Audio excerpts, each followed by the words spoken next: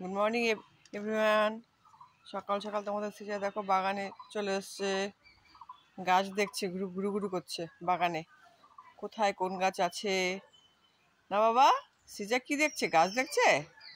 ওরে বাবা রে বাবা রে, সিজা একটু গাছ ধরো তো। সিজা, এই বাবা, এই যে সিজা দেখো কি করছে। সিজা সিজা কি করছে? সিজা কি করছে?